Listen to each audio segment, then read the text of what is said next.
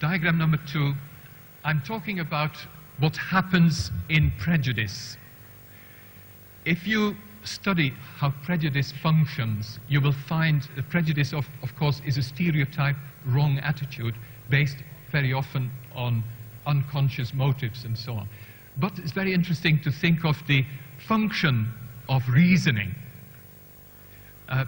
Prejudices are founded very often or justified by reasons. This is now happening in the church. These traditional arguments become reasons that people think plausible because it confirms them in what they already believe.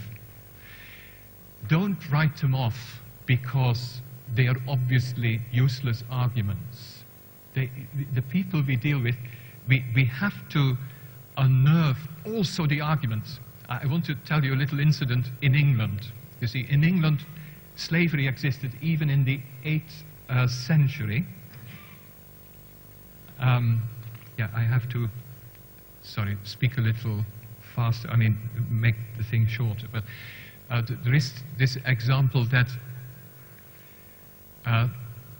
there were slaves in England until we had somebody called Granville Sharp, who was an emancipationist, and he took people to court for having slaves because in Britain you were not allowed to keep another person as a slave.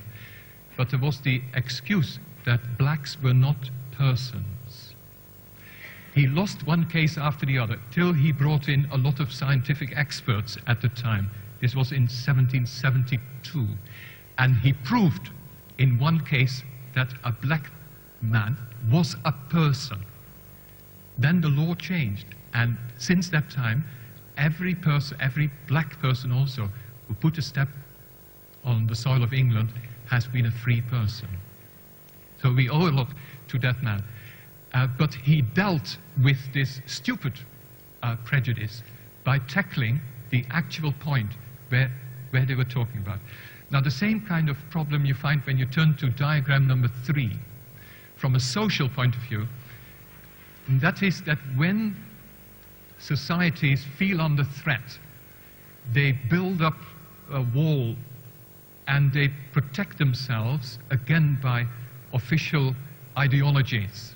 And this is exactly what Rome is doing. You know, Cardinal Ratzinger has written now so many different things. He's all the time saying, what we have to fight is secular society. You know, we Christians are different, and the women's issue has become part of this. Now, how do we tackle this kind of prejudice and the social kind of sect formation that is going on?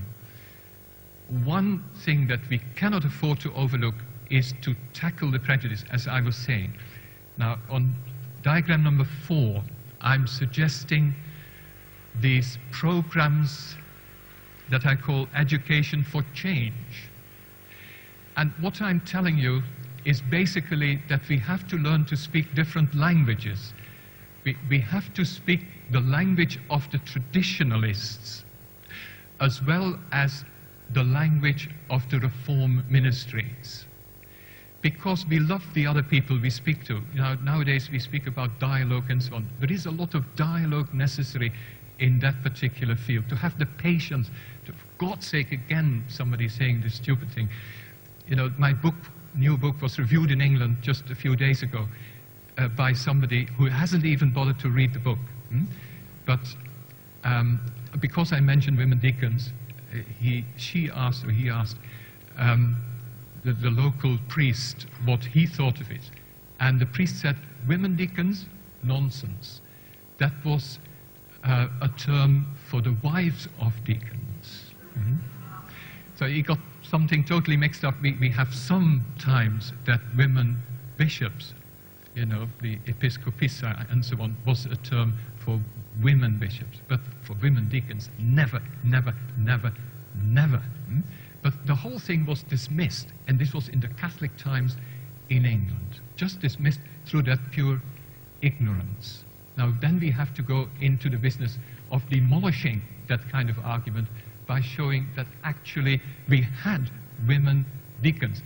And then we have to use words like sacramental. I had a big correspondence in the tablet about this, and would you believe it, I was stung in the back by a progressive theologian, supposed to be my friend, who was saying, but the sacraments didn't exist at the time.